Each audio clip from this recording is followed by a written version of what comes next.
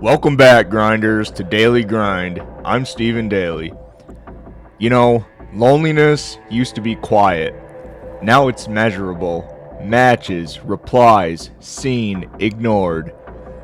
You don't just feel alone anymore, you get fucking proof of it. Over and over. And that changes something. Because being single used to feel like circumstance. Now, it feels like a verdict. Like you've been evaluated and came up short. So what do? You try harder. Better pictures, better lines, better version of yourself. Not to connect, but to be chosen. And the part that should really bother you, you start letting strangers decide your value while they're barely paying attention. That's where we're at. And tonight, we're breaking down how finding someone turned into performing for everyone. Let's get into it. This is Daily Grind. I don't do safe topics, trigger warnings, or corporate-friendly bullshit. No subject is off limits. Political, true crime, history, or whatever else gets the gears grinding in your head. I grind into reality like it owes me rent. Before dating, there was structure. And yeah, it was fucking rigid.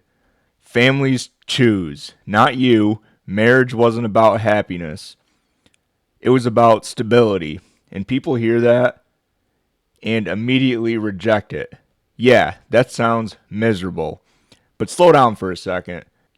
Because structure does something modern dating doesn't. It removes endless comparison. You didn't sit there wondering if there was someone better. You didn't have access to hundreds of alternatives. You had one path. And that forced something uncomfortable. Investment. You worked through problems because there wasn't a convenient exit. You adapted. You compromised. You learned the person in front of you. Because there was no next option waiting in your pocket. And yeah, some of those marriages were fucking cold. Some were transactional. Some were straight up goddamn miserable. Let's not pretend otherwise. But the part that people don't like acknowledging is some became real. Not because they started perfect, but because people stayed long enough to build something. Now let's compare that to today, where the second something feels off, you're fucking gone. So ask yourself, do you actually want freedom? Or do you just want the ability to leave when things get uncomfortable? And here's a deeper one. Have you confused having options with having control? Because those aren't the same thing.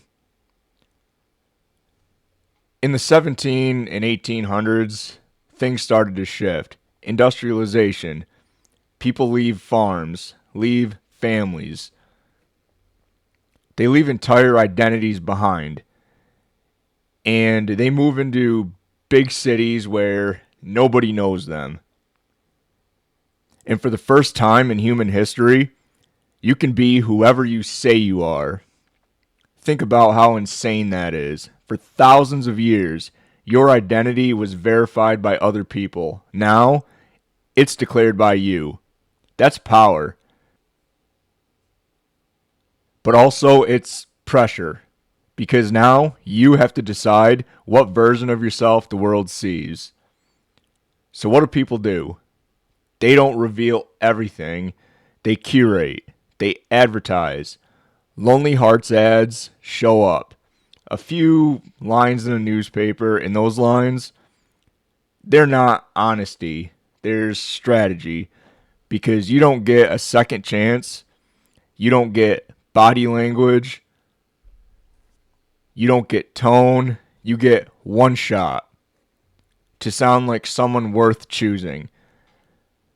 Unlike all these fucking filters today. I mean, you see some chick on Tinder, she's gorgeous, then you fucking meet her and she looks like the fucking leprechaun from those leprechaun movies. Fucking filters do wonders. So people start compressing themselves.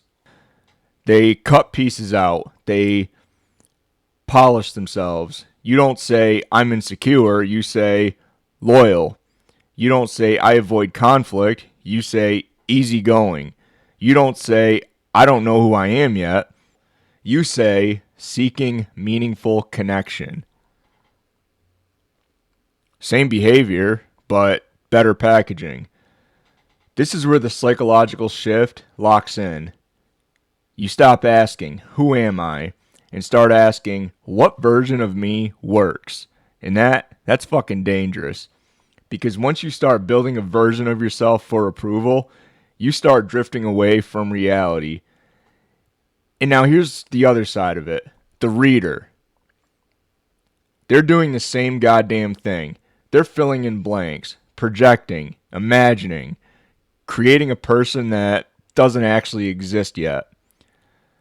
So now you've got two people, both operating on imagined versions of each other, and they call that connection. That's the origin of modern dating. Performance meets projection. So let me ask you this. How much of what you show people is actually you? How much of it is what you think will get you chosen? Because those two things, they drift further apart than you think. And I picked on the women for the filter bullshit. Well, guys, you're out there doing it too. Trust me. You know I'm not bullshitting you. I've heard stories of guys lying about their height. I mean, women meet up with guys, they say they're like 6 foot, and they end up only being like 5'4". The women are taller than them. I mean, I'm 6 foot too, so I don't have to be lying about that shit. And then computers, compatibility, and the illusion of control. Now we try to fix the chaos. Enter technology. Matchmaking becomes data. Questions, surveys, that algorithm bullshit. Finally, something that feels controlled. You answer enough questions, and now there's a system telling you who fits. And people love this shit. They eat it up because it removes uncertainty, or at least it feels like it does. You don't have to guess anymore. The system just tells you. But here's the problem nobody wants to admit. You can't calculate attraction. You can't reduce chemistry to a percentage. And I met my first wife on Tinder. Yeah, I said first wife. I did it again after I said I wouldn't. But whatever. You can match on values, lifestyle, beliefs, and still feel nothing because attraction doesn't follow rules. It breaks them. And now we've created a new issue. People start filtering before experiencing, rejecting before meeting, deciding before feeling. And that removes something critical. Unexpected connection. Let me ask you something. How many people have you eliminated because they didn't check every box? And how many of those boxes actually matter in real life? In 2012, everything accelerates. Tinder, swipe culture, and this is where it stops even pretending to be about connection. Now it's speed, volume, and endless input. You're not meeting people, you're processing options. In your brain, it's not built for this. It turns into a reward system. Match equals hit. No match equals try again. And the unpredictability, that's what hooks you.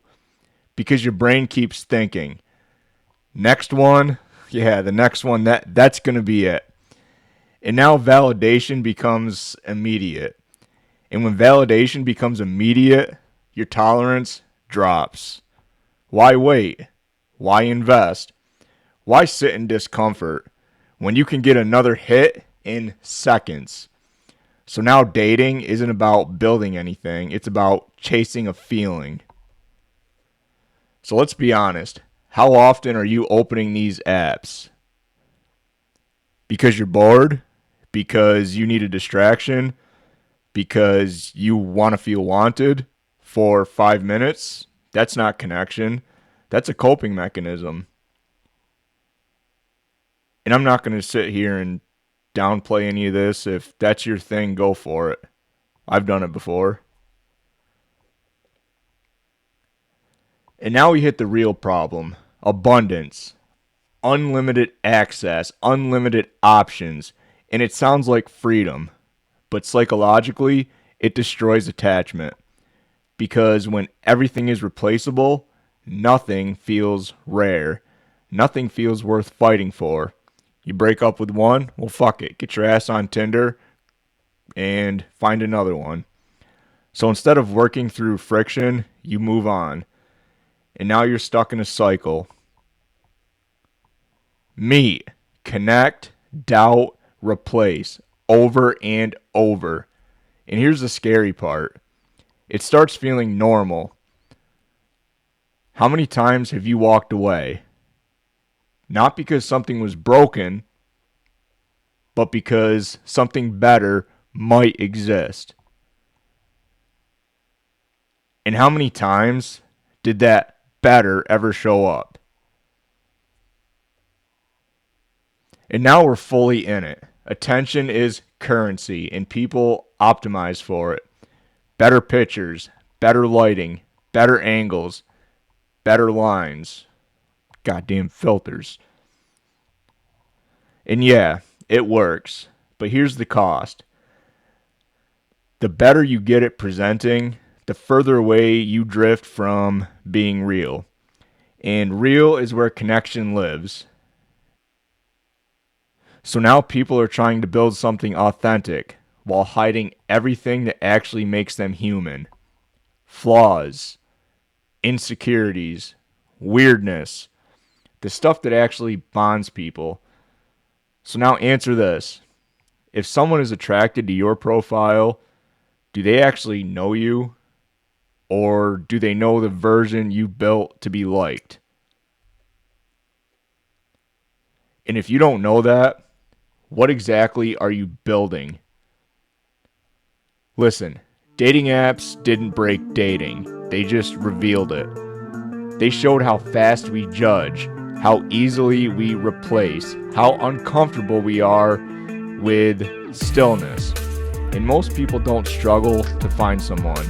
They struggle to choose someone and stay. Because choosing means losing other options. And losing options feels like risk. So instead, we keep searching, we keep scrolling, we keep telling ourselves the next one might be better. And nothing ever gets built. So here's the final question.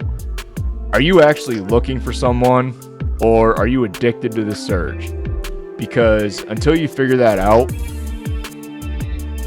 it's always going to be the same cycle. Different face, same outcome. Fucking just swipe, match for that dopamine hit.